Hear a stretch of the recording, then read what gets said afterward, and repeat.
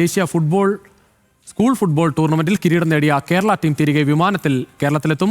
വിദ്യാഭ്യാസ മന്ത്രി ഇടപെട്ടതോടെയാണ് യാത്രാ പ്രതിസന്ധിക്ക് ഫലം കണ്ടത്. അർജുൻ രാജ് ചേരുകയാണ് കൂടുതൽ വിശദാംശങ്ങളുമായി തിരുവനന്തപുരത്ത് നിന്ന്. അർജുൻ, നമ്മുടെ കായിക മേഖലയിൽ ഈ യാത്ര എല്ലാ കാലത്തും പ്രശ്നമാണ്. കാരണം കുട്ടികൾ പലപ്പോഴും ട്രെയിനിൽ ലോക്കൽ കമ്പാർട്ട്മെന്റിലൊക്കെ പോകുന്നത് കാണാം. എന്തായാലും കിരീടം നേടിയ ടീമിന് വിമാനത്തിൽ തന്നെ വരാനുള്ള ഒരു സൗകര്യം മന്ത്രി ഒരുക്കുകയാണ്.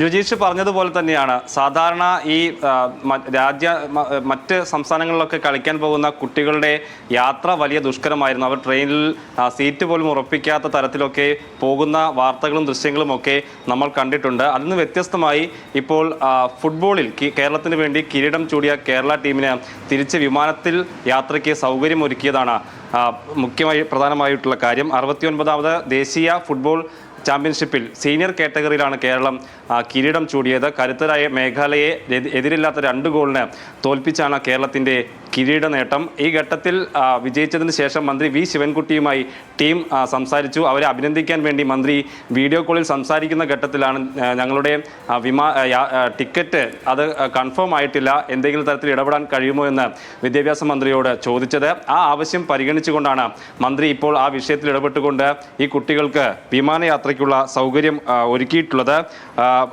തൊഴിൽ വകുപ്പിന് കീഴിലുള്ള അർജുൻ, ഫുട്ബോൾ ടീമുമായി മന്ത്രി വീഡിയോ കോളിൽ സംസാരിക്കുകയാണ്. അതിലേക്ക് ഞാൻ എന്താണെന്ന് നോക്കട്ടെ, എന്താ നോക്കട്ടെ പറ.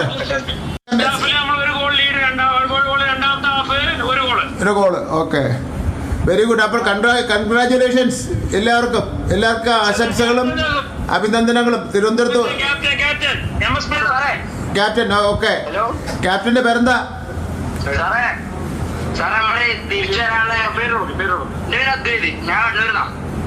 എന്തോ ഞാൻ കേൾക്കുന്നുണ്ട്. ക്യാപ്റ്റൻ കുറച്ച് പറഞ്ഞേ.